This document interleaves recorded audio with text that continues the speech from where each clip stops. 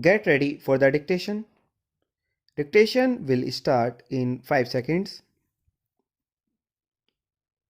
Start.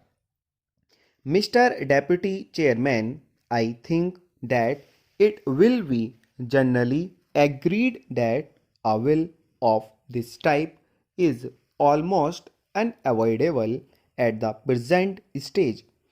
There may be differences about some measures and also about the extent to which the government proposes to go.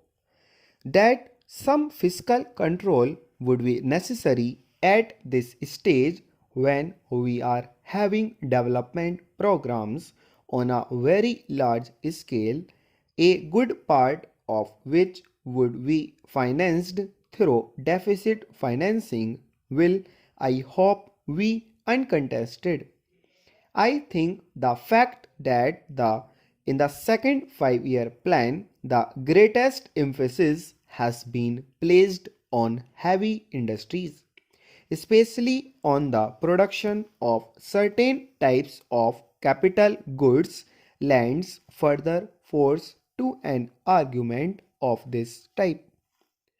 I am aware that the second 5-year plan has also provided that there will be an expansion in consumption, but I have no doubt that the greater emphasis on capital goods will result in at least a temporary shortage in consumer goods, and this may lead to further inflationary pressures.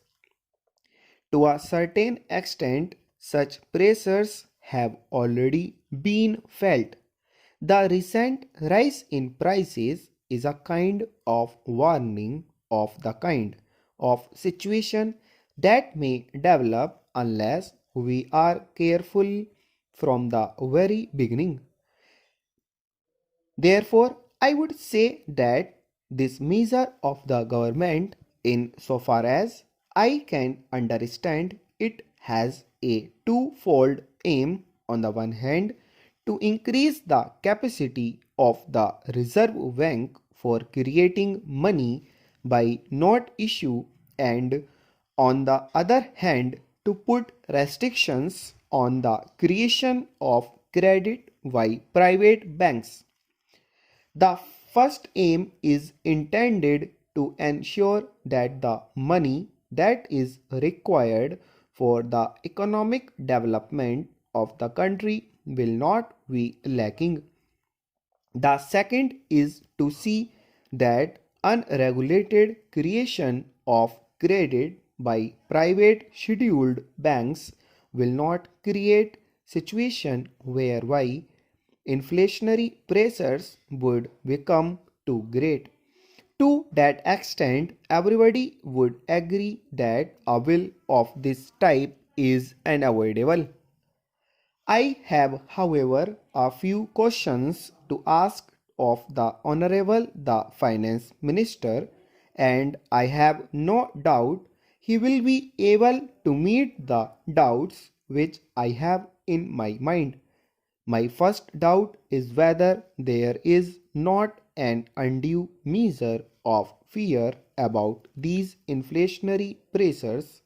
In the second plan, there is an uncovered gap of rupees 400 crores, and there is also a proposal to have rupees 1200 crores of deficit financing, and so we may say that deficit financing would be of the order of rupees 1600 crores, because after all the uncovered portion has to be met somehow or the other.